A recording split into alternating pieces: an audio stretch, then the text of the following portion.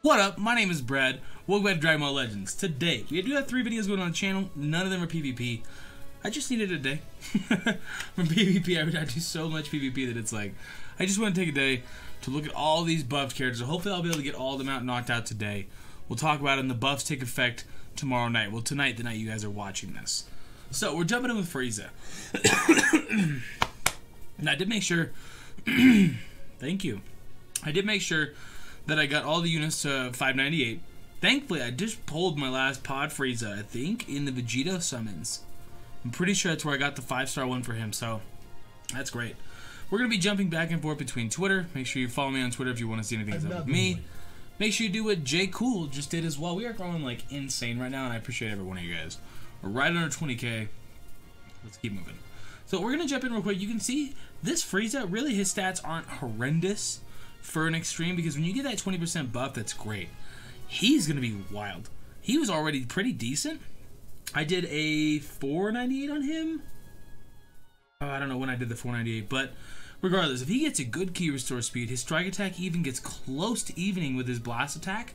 Say his blast attack hits 110,000. That'd be ideal, optimal, pretty much. That wouldn't be like on Chilled's level, but with that kind of blast defense, if he's a hyper defensive unit with that 20% equipment, he's going to be really good. So jumping over here, balance notes. EX third form Frieza, purple. Overall stats will be increased, that's great. Z ability will also buff tag Lineage of Evil. Now that's really clutch. That's really clutch, because the only really good purple unit we had was Chilled, and I wouldn't say he's bad, but he's just not the most optimal. The yellow Chilled is so much better than the purple Chilled. It's actually crazy. So from 5-star and onward, most people are going to have him. 5-star has been out for long enough. That's where these buffs come in handy. If you're really close, don't fret too much. I think, did he have an event you could grind? I'm pretty sure he did. That's why I got him to 7 stars. Because I remember doing that event, and then I pulled like 7 of him in the next summoning video, and I was like, sick. New unique ability, Assault all costs down, reduces own arts costs, and more. So obviously we're going to have to really jump in for these guys. I'm going to do showcases on each of the new buff units throughout this next week, seeing what they do, how they work, teams form, all that kind of stuff. He's great. I actually like this Frieza a lot. He has additional damage to regen. So when you're taking a look at stuff that he's got going for him, anti-regeneration, which, whether or not if you believe it, regen is still very good.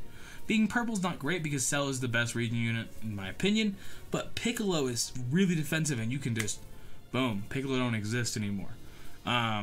Yeah. So I'm assuming we'll get Blast Attack for Lineage of Evil, which would be great. But I kind of really want them to add a second thing. So I would love Element Purple or Lineage of Evil, Blast Attack, and Critical. I want more units to be giving us Critical, because I find myself relying on like 3 or 4 units. And I would love a Critical boosting unit for sure. Fearsome Leer. Cause enemy to receive 35% more blast damage for 15 counts. I assume that'll get buffed a little bit. Form of attack, 20% strike damage. I like that. I want more units that do this, that even out both of them. Because that 20% buff, it's not going to make it completely even with his blast attack. You're always going to be doing more. Plus, he does give you 2 blast cards.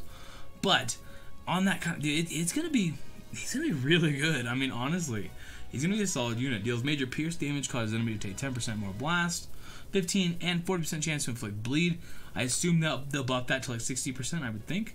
Maybe I'm wrong. I don't know. Maybe a longer count time on that. But he's great. I'm excited for third form Frieza.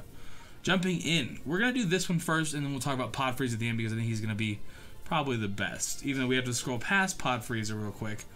Take a look at his stats. So he's actually good on all of his stats. So that's a nice baseline to get a buff.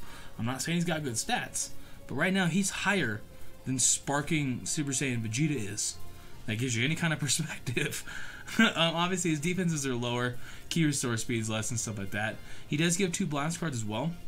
I don't know how much I really wanted a blue unit, but at the same time, when we jump over here, let me back out, go down, we'll scroll past you. Boom. So overall stat buffs, that makes sense.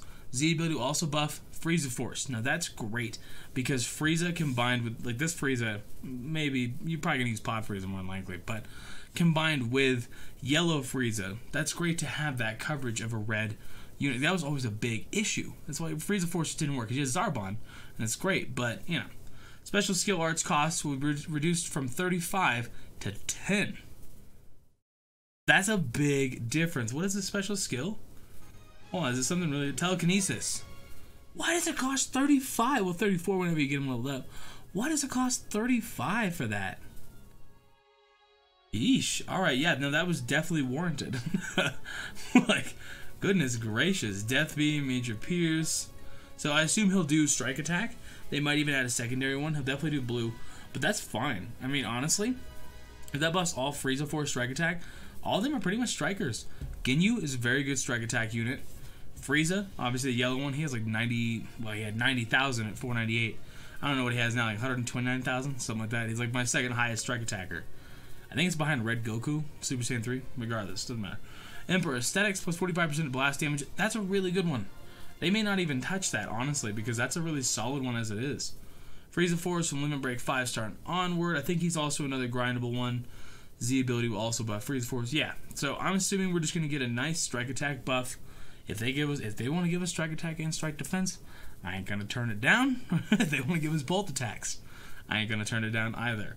So he's another one that I am excited for, but not as much as Third Form Frieza. I think having that purple unit on Lineage of Evil is going to be a game changer. And a purple unit that's very well rounded and solid, definitely. And it's nice to go that opposite route too, because Cooler is so good with Strike Attack, and then being able to buff, because Cooler is essential.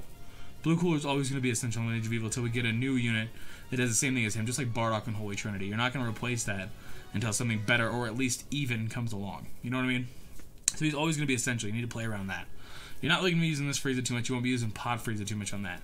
So I'm glad they decided to go with freaking buffing Frieza Force as opposed to Lineage of Evil with them in the purple one. They're doing it great. They really are doing it justice for Frieza, for sure.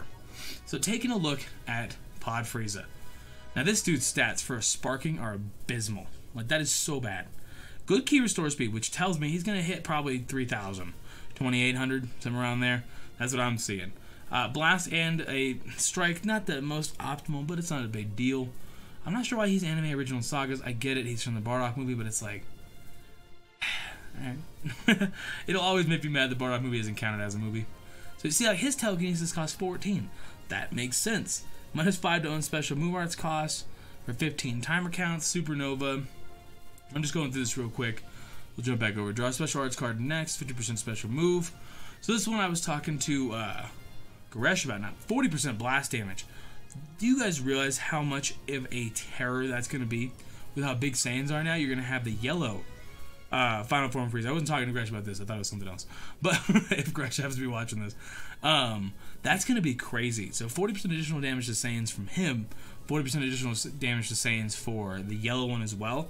And you're covering Strike and Blast with two different colors that cover each other. Frieza Force is going to be making a comeback for darn sure. He does give you Strike Attack and Defense. Take a look at stuff that he is buffing. What do we got? I didn't really look too much through it. Overall stat buff makes sense. I imagine his Blast Tag will hit somewhere around 125,000, I would think. Z ability buffs, Frieza Force from Limit Star. Oh, that's crazy they're making him do 5-star as well. I mean, it's fine, but special skill arts range increased, which is great. So telekinesis can now hit long range instead of just directly in front of you. It's the same thing as when Krillin got his buff. He can now hit across the field instead of just right there. That's the same thing right there. Unique ability, Hover Pod, powers up per Frieza Force battle number.